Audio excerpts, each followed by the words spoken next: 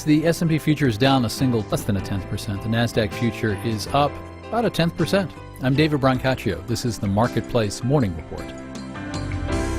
From APM, American Public Media.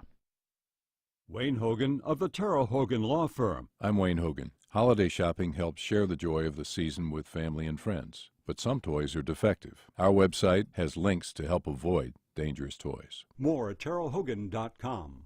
Baptist Health wants to thank you for doing your part to slow the spread of COVID-19 in our community by wearing a mask in public areas. You play an important role in keeping our community safe. North Florida TPO, proud sponsor of WJCT's First Coast Connect, bringing to the community innovation in transportation planning, commuter services, clean fuels, and intelligent transportation systems. More at northfloridatpo.com.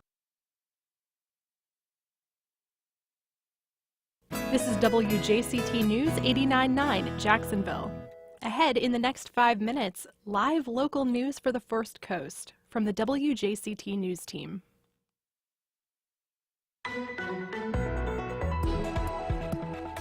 City Council is likely to vote yes on Lot J, but a majority of voters say no. I'm Melissa Ross, and just ahead this hour on First Coast Connect, a look at the controversial Lot J development Shad Khan wants to build next to TIAA Bank Field. A new poll says the majority of voters disapprove of spending hundreds of millions in taxpayer money on the development. We'll take a closer look. Then later. One of the things that has been salient in the COVID pandemic has been the phenomenon of the spread of misinformation. The University of Florida looks at misinformation proliferating on social media in the midst of a pandemic. That and more just ahead.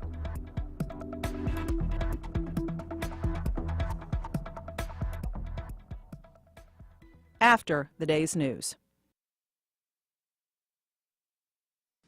Live from NPR News, I'm Corva Coleman. There's a new daily record for fatalities in the U.S. from COVID-19. Johns Hopkins University says more than 3,100 people died of the disease on Wednesday. Congressional Democrats say they are open to negotiation on a smaller coronavirus relief package. NPR's Kelsey Snell reports. House Speaker Nancy Pelosi and Senate Minority Leader Chuck Schumer are stepping back from demands for more than $2 trillion in coronavirus aid. They now say they're willing to begin talks at less than $1 trillion. Democrats are now closer to a $500 billion proposal from Republicans, but many critical details of what would be in a bill are still undecided. President-elect Joe Biden says he plans to pursue more relief once he takes office in January. With any package passed in this so-called lame duck session be now on January 21st, at best, there's only going to be a down payment. Some Democrats say they're willing to accept a smaller aid package now because they expect to work with Biden on further relief. Kelsey Snell, NPR News, Washington. The Labor Department has released its latest weekly jobless report. 712,000 Americans sought unemployment benefits last week as the pandemic worsens. NPR has learned that President Trump is seriously considering running for the White House again in 2024. He's still focused on his legal challenges to the election. But NPR's Tamara Keith reports Trump could announce a run by the end of the year or just before Joe Biden is inaugurated. He was at a holiday party at the White House a couple of nights ago, and he hinted to the Republicans gathered there that he'd like to be president for another 4 years, even if that means returning in 4 years. Mostly publicly, he's focused on the fight. Yesterday, he posted a 45-minute video on social media that was just completely chock full of falsehoods. NPR's Tamara Keith reporting. Kyle Rittenhouse returns to court today for a preliminary hearing. The 17-year-old is accused of fatally shooting 2 people and injuring another person in Kenosha, Wisconsin this past summer. This was during a protest over a police shooting. From member station WUWM in Milwaukee, Latoya Dennis reports. Preliminary hearings are typically used to decide whether enough evidence exists to proceed to trial. Kyle Rittenhouse faces 6 charges, including first-degree reckless homicide and first-degree intentional homicide. He also faces a charge for being a minor in possession of a dangerous weapon. Rittenhouse's attorneys have filed a motion to have that last charge dismissed. But under Wisconsin law, minors can only possess a firearm if they are hunting. Rittenhouse has said he traveled to Wisconsin from Illinois Illinois, to help protect private businesses during the unrest following the police shooting of Jacob Blake. If convicted, Rittenhouse faces up to life in prison. For NPR News, I'm Latoya Dennis in Milwaukee. This is NPR News. WJCT News 89.9 is sponsored in part by Humana, offering a variety of plans to fit your needs. Information at 904-303-2505. And good morning, it's 9:04. This is WJCT News 89.9 Jacksonville. I'm Michelle Corum. Florida Attorney General Ashley Moody says the state has recovered about $2 million for consumers who were bilked by price gouging and scams that were related to the COVID-19 pandemic. These efforts would not be possible without the help of many Floridians who contacted us. Our team is still fielding calls and assisting consumers with those extreme price increases in PPE, disinfectants, supplies related to COVID-19. And we will continue to work diligently to stop those exploiting this crisis. Moody's office says it's received about 5,300 contacts from consumers about prices of essential commodities such as face masks and sanitizing supplies that are covered by a state price gouging law. Duval County School Superintendent Diana Green is Florida Superintendent of the Year. The Florida Association of District School Superintendents announced that honor yesterday. The association praised Green's efforts to improve Duval's graduation rate and close the achievement gap between white and minority students. Green's been head of the Duval County Public School System since July 2018. Right now, it's 47 degrees at Jax Beach. You're listening to WJCT News. Support for NPR comes from NPR stations. Other contributors include AT&T, committed to keeping students and teachers connected. AT&T has connected over 200 million students with tools and technology for distance learning. More at AT&T.com/remote learning.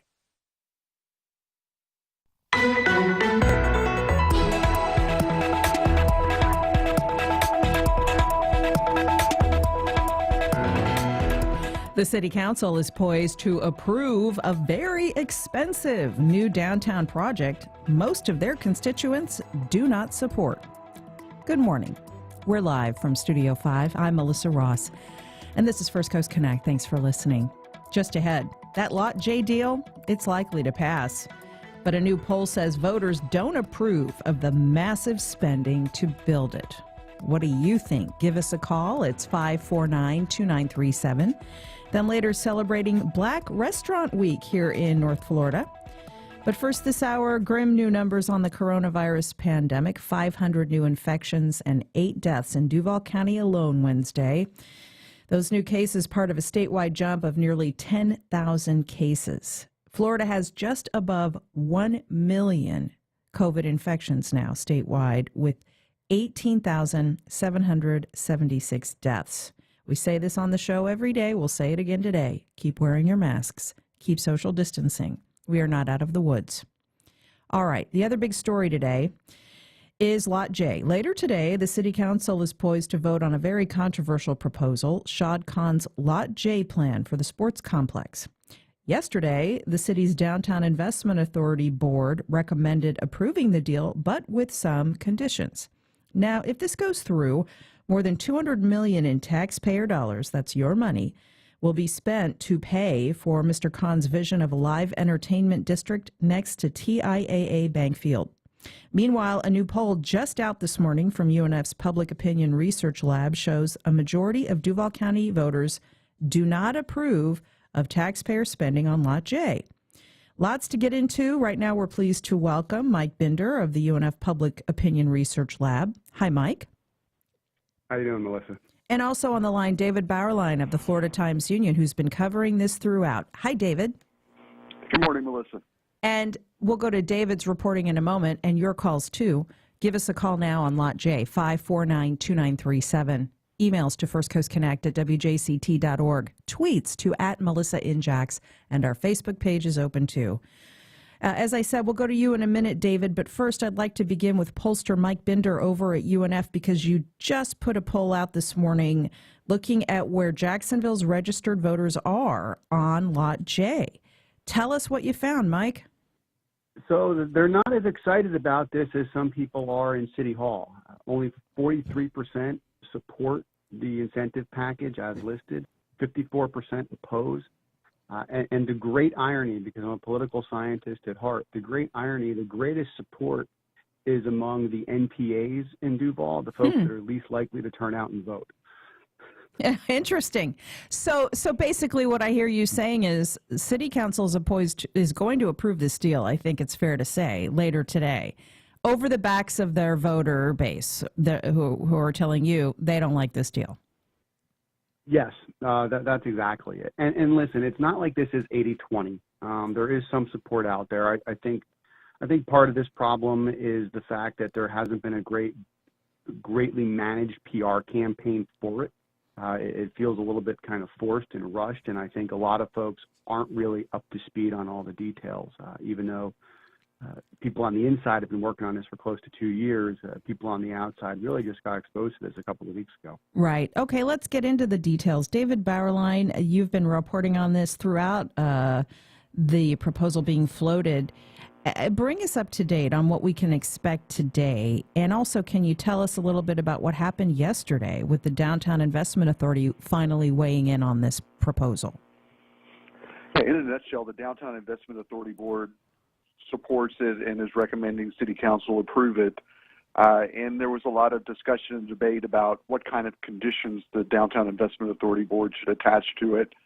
I think the biggest issue is whether there should or should not be, as part of this large incentives package, the $233 million, a $65.5 million no-interest loan.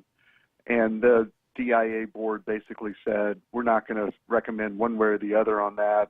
City Council, just read the staff report and make up your own mind. And if the City Council were to say, okay, we're not going to include that loan, we don't want to have that as part of the incentive package, well, possibly that would create some more support in the public, which sees this large $233 million figure and isn't supportive of that amount of spending. But for the Jacksonville Jaguars and the development team of owner Shad Khan and the Cordish companies, that taking out that amount of public investment in the project would basically be a deal killer. So I think that's kind of where that stands in terms of what the City Council is going to be discussing today. It is very likely that the City Council there'll be a majority, which is at least 10 of 19 council members say, we're ready to take this to a final vote next Tuesday, and they will vote to advance it to that next stage for a final decision. What about this extraordinary scene we saw on social media the other day? Jacksonville Mayor Lenny Curry, in a series of, I think it's fair to say, pretty heated tweets on Twitter, saying, approve this deal or lose the NFL team. Yeah, it's on the one hand, there seems to be this idea that this is necessary for the long-term future of the Jacksonville Jaguars to have this additional revenue stream that bolsters what it gets through having the NFL team on the local market level. On the other hand, there's no lease extension, so it's not directly tied to the length of time the Jaguars are going to be here. But it does really force the issue out that you're not just voting on a downtown development team, City Council, you're also voting on whether you want to have the Jaguars be a long-term fixture in this community. And that adds all the, quote, intangibles to the discussion beyond what the cost benefit is and the actual dollars and cents of the deal. So it adds that added dimension to it, and it's being said in a public way, whereas before it may have been kind of more in the background. It really puts it front and center in terms of what the decision is that the City Council is going to have to make. Mike Bender, you pulled on that as well, just where the voters stand on the importance of Jacksonville being an NFL city, didn't you? We did, and it's something, generally speaking, folks think it's relatively important to be a Jacksonville city. 33% think it's very important. Only 48% say there's some importance to it. 20% say it's not important at all. So this is not a universal belief that we absolutely have to have the Jaguars in Jacksonville to be a successful city. But there is a fair amount of people that think there's some value to having them here. I think the other thing that's been talked about the last couple of weeks, that's come out in plain language, even though it's been talked about behind closed doors, is the fact stadium upgrades are really what is going to be the crux about whether or not the Jags are here 10 years from now or not. And that is not part of this deal, and that's going to be another investment of, similarly spaced money, if not larger amounts of money going forward, which is something that polls even less well than the Lot J proposal does. Let's go to your calls. We'll do an unscientific poll right now on the Lot J deal. Where do you stand? 549-2937, jammed lines. This is always a hot topic. Jane on the west side. Hi, Jane. Go ahead. Good morning, Leslie. Thank you. I think it's perfectly reasonable that the Jaguars should ask and Shad Khan should ask for us to make the upgrades on the stadium for the Jaguars to be here. But I honestly believe that for the council to vote on doing something that obviously the taxpayers do not want to do, that if Shad Khan thinks that the live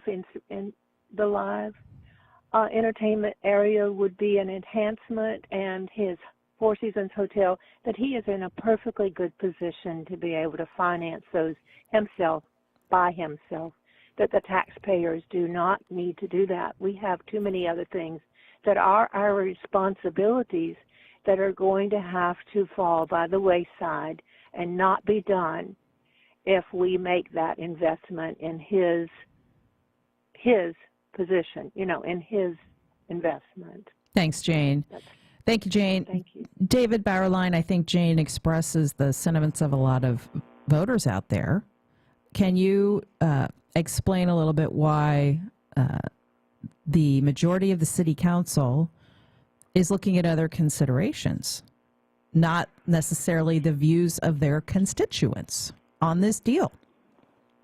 Well, I think in terms of the downtown development, this council has voted, as have previous councils, and as previous mayors, they've supported economic incentives for downtown development. So that in itself is not unusual.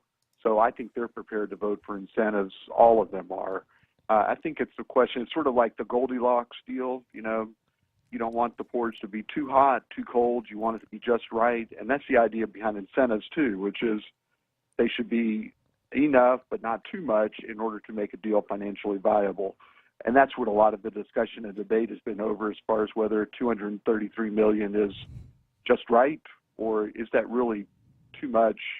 And so that's where you have some of these comments about being a sweetheart deal or skewed to the developer side of the equation. Yeah. So I think, basically there are going to be incentives for downtown development. And so I don't think anybody on the city is expecting Shad Khan or anybody to come in and develop completely on his or her own dime. It's a question of the magnitude of those incentives. And I think that's where the council is in terms of what the debate's going to be when we hear it today. Diane in Murray Hill. Hi, Diane. Good morning. How are y'all? All right. My quick comment is that just when you bring any issues to city council or any council meeting, they are asking for the public's opinion. But basically, you need to bring a lawyer. They don't really consider any public opinion as the council meeting with the apartment building being built over in Murray Hill. Now they asked for everyone's opinion, but they have lawyers in place to push forward their deals, and all you need is a lawyer, and no one's doing that. So the deal's probably going to go through because no one will contest it as a group effort with a lawyer. Thank you so much. Okay, Diane, thank you. Mike Binder, this is certainly by far from the first time a deal like this has been approved over the objections of taxpayers in this city. That said, we're in the middle of a pandemic and a recession, which I think has contributed to some of the bad feeling about this. The notion that the city's going to spend more than $200 million on this project when there are so many other really glaring needs out there right now. Yeah, and one thing we did ask the respondents in our latest poll was, was something of this nature. Do you think that Jacksonville should put Lot J development before the voters in the form of a referendum?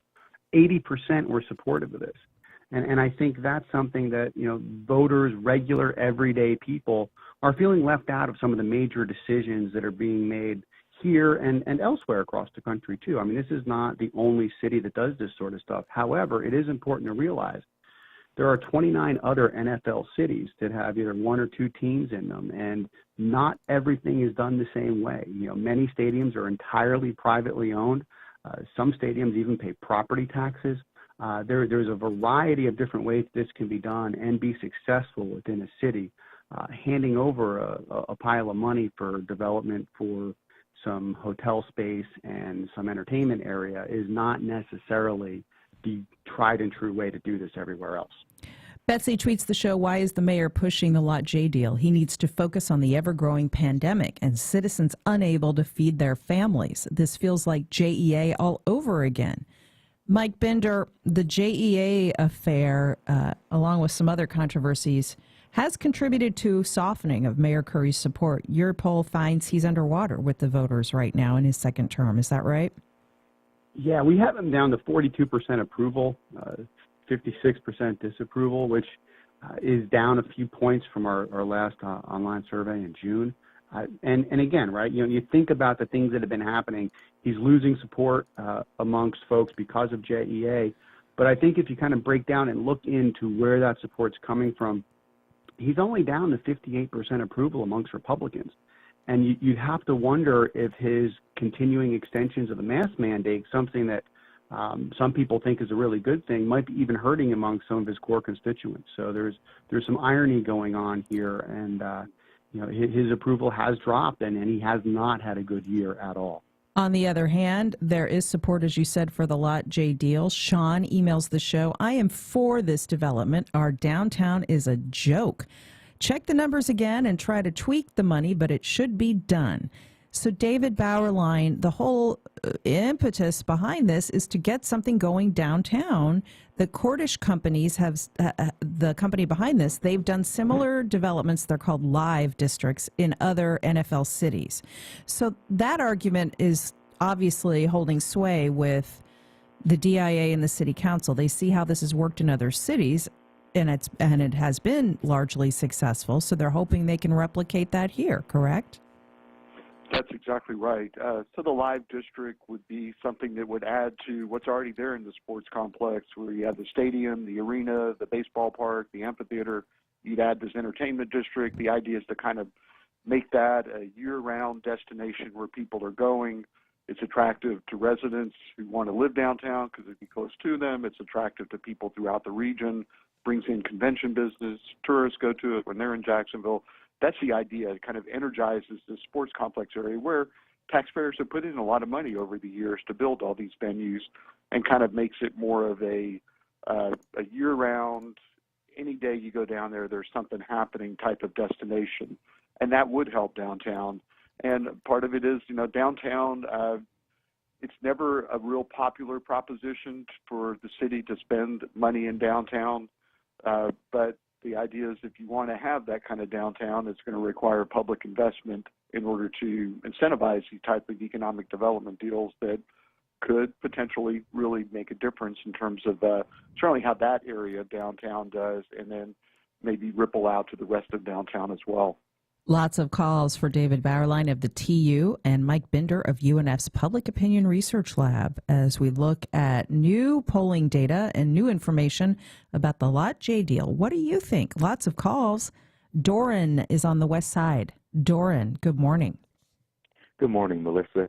I wanted to express my lack of support and disagreement with this transaction until there is evidence that the Lot J development can support itself without the Jaguars. And I say that because there is no guarantee that the Jaguars will stay in Jacksonville. There are conversations about lease extensions and that being up in the air, and the NFL owners have to sign off. And my thought is, let's evaluate this transaction without the Jaguars. If it does not stand on its own without the Jaguars, we shouldn't put in $250 million. That's my thought. Thank you so much, Melissa. Thank you. Mark in Murray Hill. Hi, Mark. Good morning to you. Good morning. I just, this Shad Khan reminds me of like some kind of Russian oligarch or something. I mean, he's basically extorting the city and pushing people around to get what he wants. My question is, in the NFL for a long time, it was criticized for being not enough minority coaches, quarterbacks even going back far enough. Now, the quarterback thing has been fixed. There's not that many minority coaches, though, and there's only one minority owner, Shad Khan. What good does it do to have minority ownership when they're going to act just like the other 31 ultra-rich white guys who basically throw their weight around and do whatever they please and push the cities around and taxpayers around in those cities? What good does it do to have owners of color when they're going to act just like the white guys that are in there? All right, Mark. Thank you, Mark. Mike Binder, the NFL does operate this is a kind of a tough statement, but they do operate kind of like a cartel, kind of like the mob. I mean, they do hold cities. They do hold that threat over cities. The tweets from the mayor the other day it was like The Sopranos, Oh, that's a nice NFL team you have. Sure would be ashamed to see anything happen to it. I mean, I think that's what's driving some of the voter unrest out there, even though at the same time, people would be very upset if they lost this NFL franchise, if it left town. Well, yeah, it's a limited commodity. It is a monopoly. It's granted protection underneath the federal government to operate as such. So this is nothing new. It's been happening to cities all across the country for years. Oakland a couple of times, St. Louis, San Diego just lost a team, Baltimore, if you want to go back far enough. And you can count tons of cities that have lost teams and gained teams because somewhere else was offering a more attractive package. And that's true. And as long as football is the number one sport in this country by miles, and it continues to be so, I think they're in a position to continue to do that. The question, though, is, at what point is the cost too high? And I don't know that this is that point or anything of that nature, but I do think it's worth thinking about, what does your base of constituents, what does the city really want and need? Is it great to have a football team here? Yes. Listen, I grew up a season ticket holder up in New Jersey, but that stadium's entirely privately financed. We're staring not just at this investment, but of future investments if you want to keep the Jaguars here long term. All right. With all of that said, we should mention once again, we have reached out to the Jaguars front office to interview them about this deal. We still hope to make that happen. David Bauerlein, let's end with you. A final vote is expected on the deal later this month. Whether people are against it or for it, they should let their council representatives know how they feel. Yeah, well, absolutely.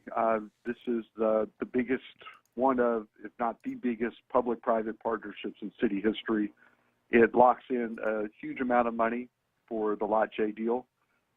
So people have a stake in their pocketbooks in how this deal eventually is approved and what kind of impact it has on what kind of financial flexibility the city has to take care of a lot of other needs that are out there across Jacksonville. Thank you both, as always, for your insights. David Bauerlein of the Florida Times-Union and Michael Binder, pollster at UNF's Public Opinion Research Lab. Guys, thanks. Thank you. Well, much more still ahead. Meanwhile, later, a look ahead to this weekend's Tiny Duck concert in Ortega, how you can enjoy that. But up next. One of the things that has been salient in the COVID pandemic has been the phenomenon of the spread of misinformation. Fighting misinformation on social media that spread like wildfire in the pandemic. UF is studying just how to do that. We'll take a closer look right after this.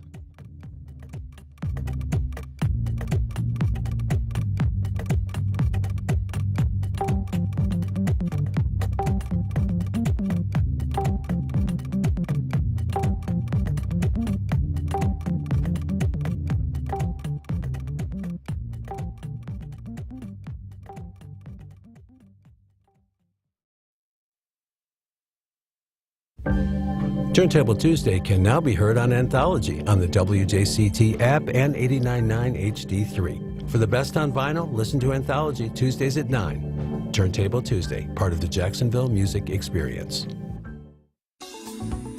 It's the biggest stories affecting the Sunshine State. Hi, I'm Melissa Ross. And I'm Tom Hudson. Join us Friday for the Florida Roundup. Each week at noon, we interview newsmakers and people from across the state discussing the stories and issues that affect your life. What's driving the conversation in Florida? Join the conversation on the Florida Roundup. Every Friday at noon on WJCT News 89.9. I'm Robert Scott. I've been a sustaining supporter of WJCT for over 10 years now. I listen to WJCT all the time, and I have since I was a young adult. One of my favorite shows is actually a local show, and that's First Coast Connect. One of the great values, I think, is listeners are invited to call in. By the end of the hour, I'm definitely more informed about an issue. It's also made me think about it a lot deeper than I probably would have. This is WJCT News 89.9. Welcome back. Well, in a year unlike any other due to COVID-19, who can you trust when it comes to real-time information in a global pandemic? A new research project at the University of Florida is looking at that question and also the spread of misinformation on social media platforms, especially Twitter. Dr. Yan Wang and Dr. Lisa Platt are principal investigators at UF's Rapid Response Research Project. Rapid launched in June with an investigation into how credible information on Twitter can suppress misinformation about coronavirus. Take a listen. Dr. Wang, Dr. Platt, good to talk to you. Thanks for being with us. Thank you so much for the opportunity. So, Dr. Wang, I'd like to begin with you. This is an absolutely fascinating topic as we talk about trying to get accurate information on our social media platforms, Twitter in particular, when it comes to COVID-19 and this pandemic. Can you begin by explaining how this project came together at the University of Florida? Thank you, Melissa. So we started this topic when looking at Twitter in March. There's a lot of misinformation on Twitter, and we want to know how different agencies started to communicate the messages to the public, like what's the situation, what are the risks, and what they are controlling actions. So then we want to look at like how this misinformation has been managed on social media platform. Like if credible information published by these agencies could well suppress misinformation. That's why we study this research. Mm-hmm. And so, Dr. Platt, when I think about this, I think about the expression, a lie can run halfway around the world while the truth is still getting its pants on. That's how I tend to look at this. Misinformation, false information, rumors spread like wildfire about the pandemic. It's still happening, but particularly in the early months, we just saw an incredible amount of dubious information that was being offered up on social media and really giving people just not a good guidepost for how to deal with this pandemic. I'd like to begin by asking you about the one that stuck out to me the most, mask wearing. Early in the pandemic here at WJCT News, we tried very hard to talk about the importance of wearing masks, and it was just incredible how much pushback we got, and even still continue to get, about the safety and efficacy of mask wearing, that it does reduce the risk of transmission of COVID-19. It's just incredible to me how many people still don't believe that. So can you talk a little bit about how you've studied that and some of the other pieces of misinformation that have been out there throughout most of this year? Yeah, thank you for the question, Melissa. I think this is an important thing to consider. One of the things that has been salient in the COVID pandemic has been the phenomenon of the spread of misinformation, as you said, at a very high rate and a very broad spectrum. One of the challenges in public health information dissemination is being able to not just get the information out, but get the information accepted and understandable by a broad spectrum of a community from information sources that they trust. The challenge in a pandemic is that because it is an emergent phenomenon, we don't know what we don't know, and so the protection mechanisms that are being investigated are kind of basically, for lack of a better way of putting this, there's a lot of learning as you go in terms of what's effective and what is not effective. The challenge with masks is that because this was a very unique experience, there hasn't been a global pandemic of this scale in recorded history, and certainly not in the age of social media, that there was information being pushed out based on the best information at the time, and that is an evolving occurrence. And so the fact that people who might not necessarily be as well schooled in public health or in science look at that as a flip-flop or changing of perspectives rather than an evolution of an idea based on the best information we have at a time has been something that has exacerbated the challenge of misinformation on masks gaining a greater hold than it would have. That being said, the idea of misinformation being widely accepted as real related to public health is not a new phenomenon. We've seen this with anti-vaccination and vaccination hesitancy for the last few decades. And so it's becoming a lot more salient again in the wake of COVID-19, but it's by no means a new phenomenon that we're seeing as a result of the pandemic. Right. And so, Dr. Wang, what is your research showing that we can do to combat this? Because, as you well know, if someone has a lot of followers on Twitter, they may have no medical credentials at all, but they have credibility in the eyes of their followers, and they can tweet out misinformation that people take as gospel. Recently, platforms like Twitter have started pushing back, flagging information as disputed or false, even doing that to the President of the United States' tweets. So do you think something like that is the solution? So there is actually a different way we can kind of combat the misinformation. There's like a literacy education. There's also, knowledge published by these different authorities and agencies. Misinformation comes from a very complex resources, like sometimes not generated by human beings. They can be generated by robots, bot tricks.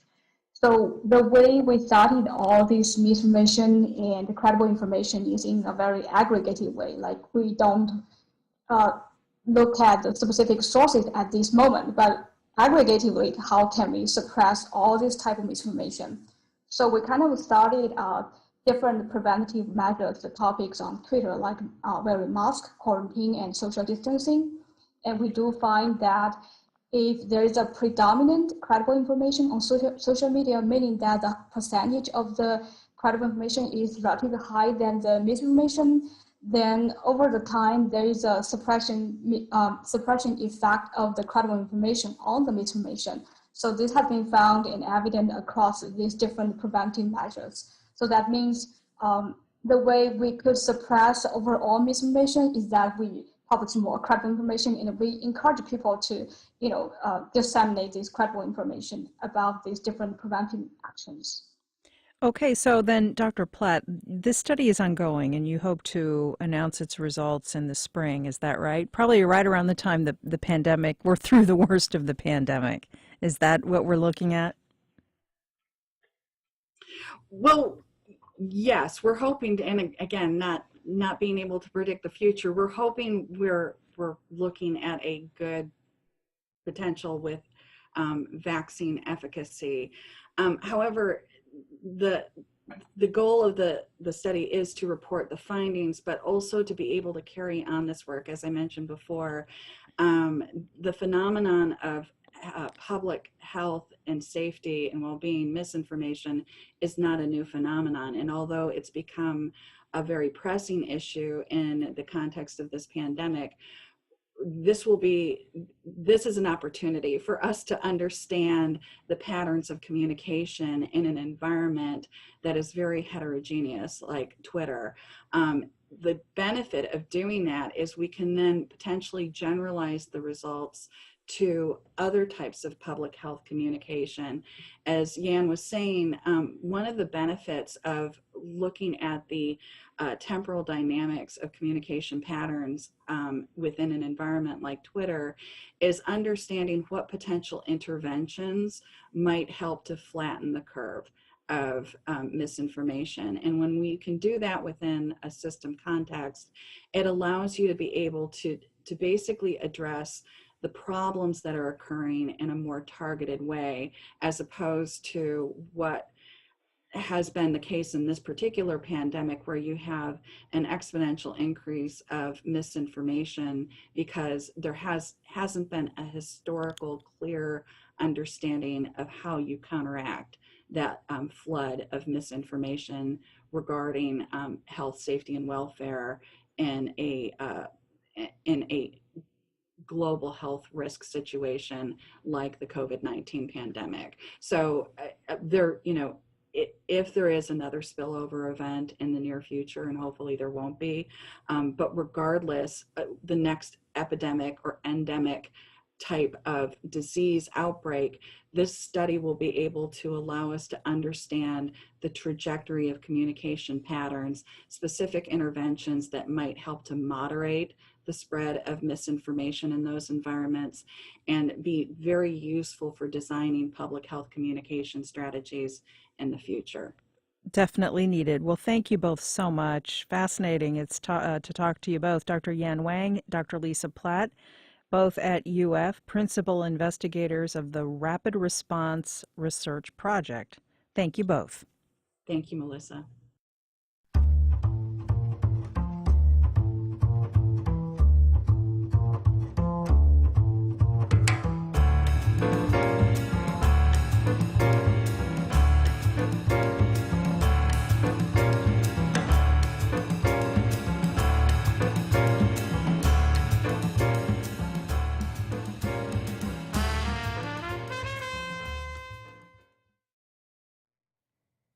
Well, here's something delicious. Black Restaurant Week. It's on now and runs through Sunday. This is a national movement celebrating the unique flavors of African, African American, and Caribbean cuisine. Here now with more about Black Restaurant Week and how to celebrate it in our area, we welcome Christopher Smith of LISC Jacksonville. Hey, Christopher, good morning. Hey, good morning. Glad to be with you. Good to talk to you. The City of Jax is partnering up with you, the Jaguars, Visit Jax, and other groups to celebrate Black Restaurant Week. And basically, you're encouraging everyone to enjoy a meal at one of hundreds of local Black-owned restaurants. So tell us about Black Restaurant Week. Well, it actually goes back to Houston, where the founders of an organization called Black Restaurant Week organized this event in several markets around the country. And over the past 4 years, it's grown and been introduced to Florida. And so this is the first year Jacksonville has had the opportunity to participate, and we're just very excited about the opportunity with title sponsors, Pepsi and Bacardi. We feel like with the other partners, we can help bring attention to the extensive and rich culinary history in Jacksonville's Black community.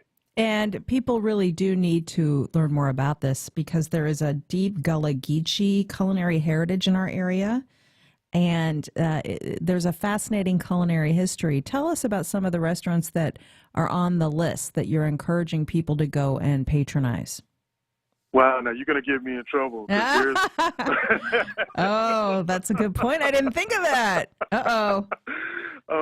What I can do is encourage folks to, if you don't mind, go to the website and they can see the list for themselves.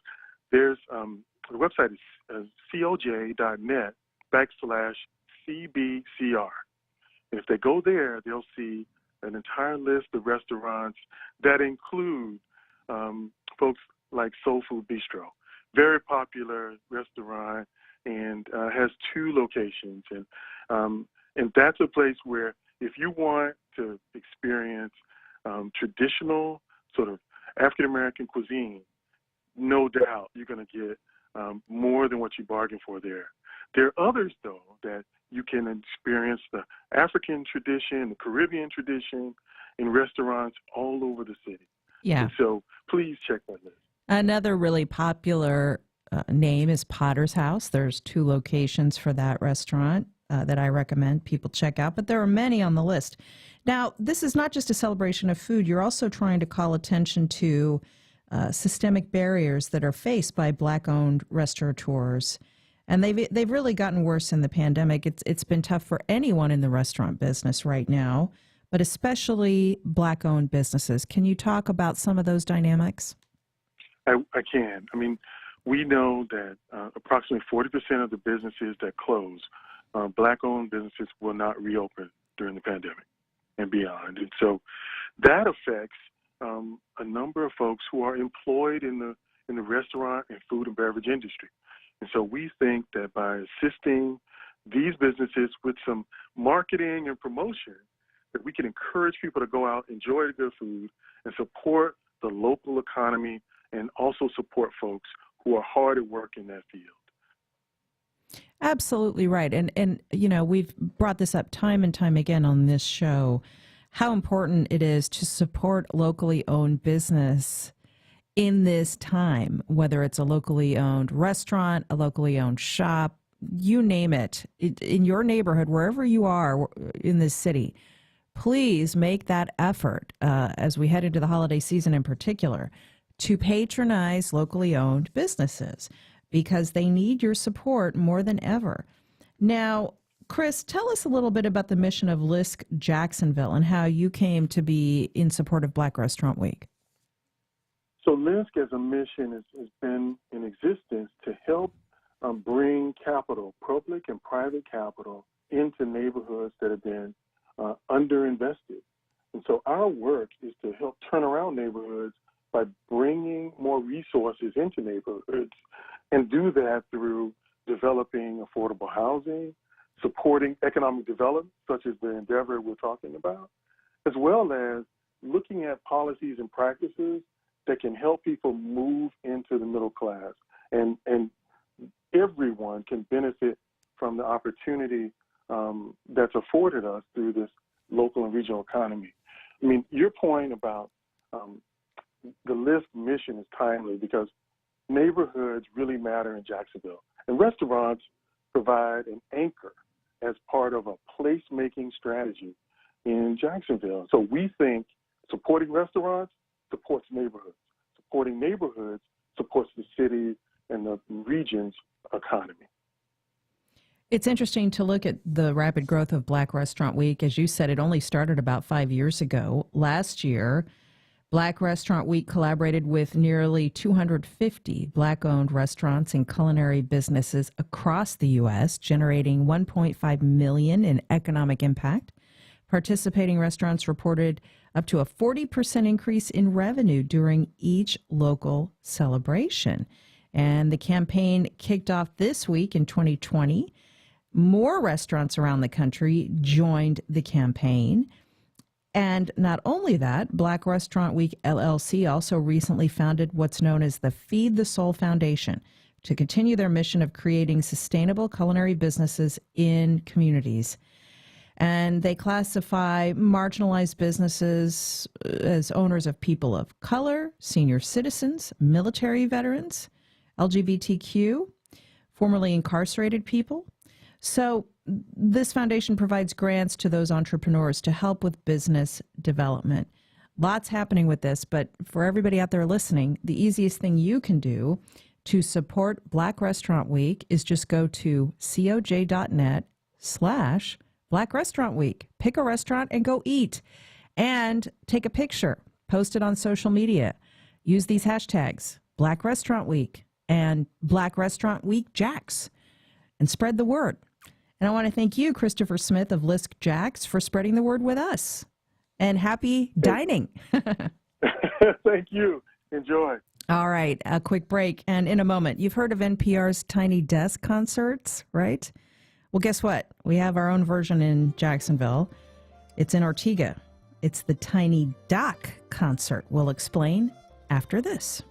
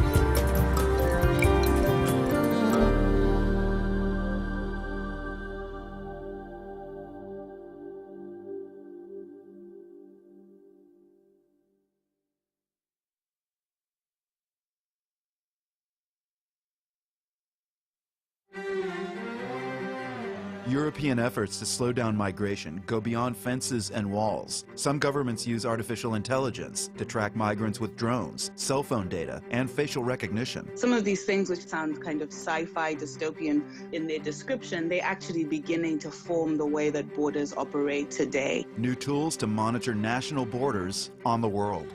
This afternoon at 3, here on WJCT News 89.9. I'm Robin Young. COVID-19 is changing the way we age. There are positives, telemedicine, wearable health monitors, negatives, like you might have to save more. So it's not a pretty picture. We've seen bond yields decline, and you might need to even save 20% more in order to live on what you project that you'll need. Next time, Here and Now. This afternoon at 1, here on WJCT News 89.9.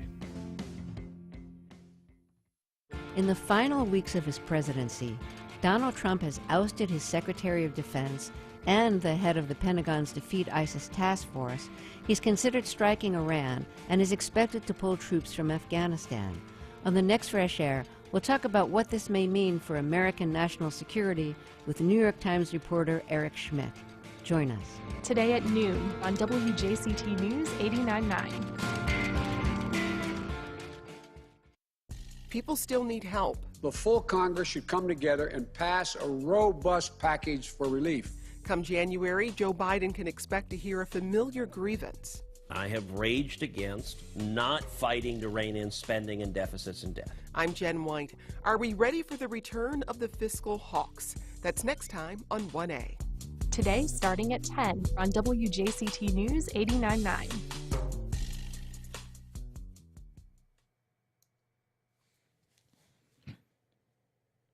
Welcome back. Well, you've likely heard of the NPR Tiny Desk concert series, where a famous musician does a concert at a desk in the NPR building in Washington.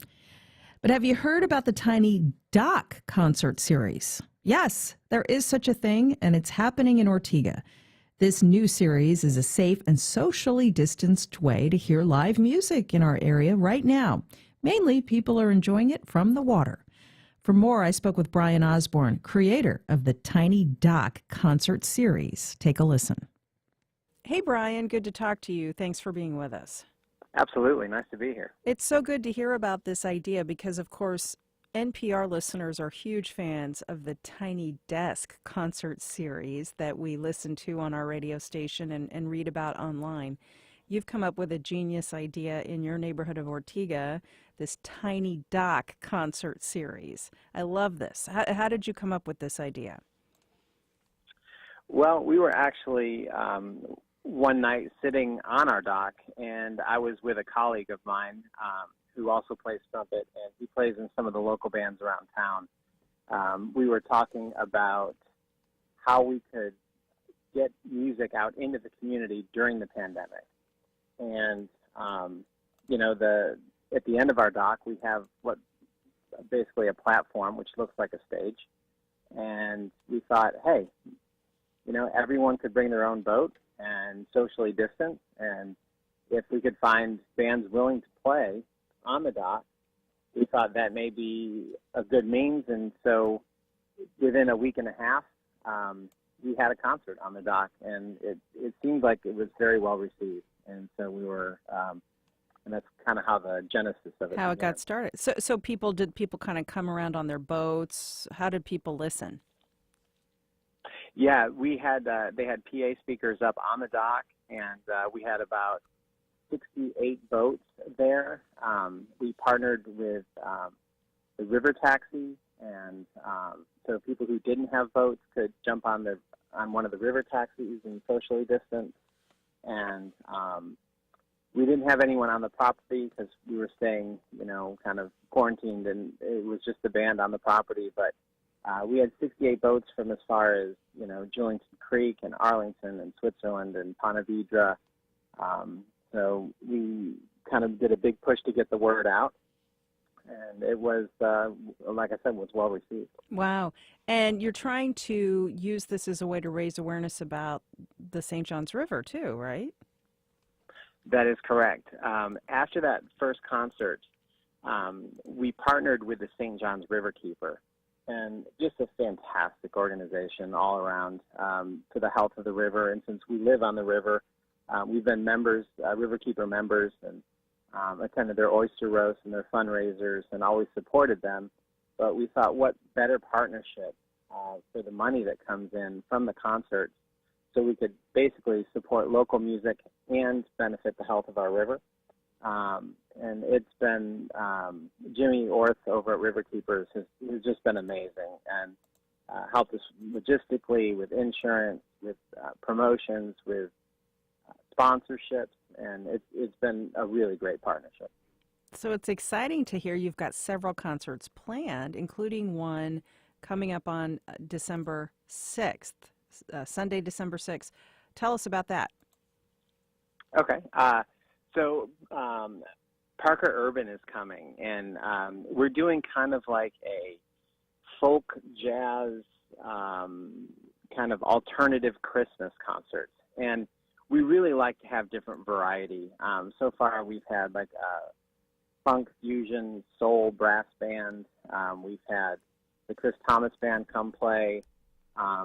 We have John Parker Urban coming, and he's going to collaborate with some local musicians.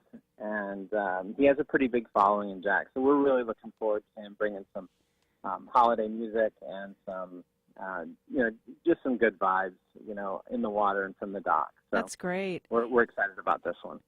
So since we don't want to give your home address away, how can people find the dock and enjoy the show? Sure.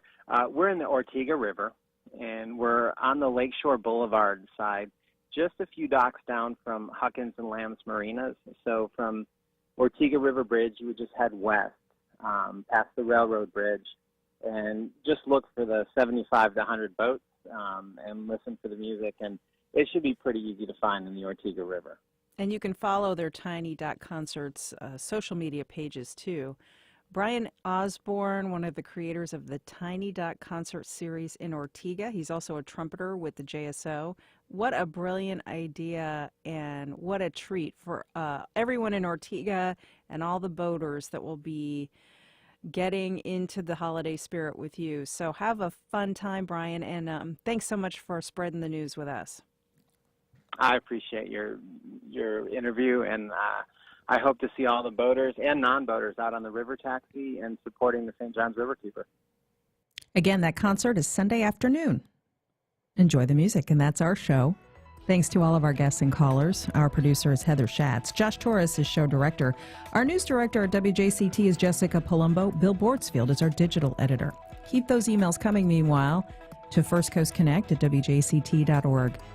You can also catch our rebroadcast tonight at 8 on the radio, and our podcast will be up later today wherever you listen. I'm Melissa Ross. This is First Coast Connect on WJCT News 89.9. We'll be right back here again tomorrow at 9 a.m. with our Friday Roundtable. See you then.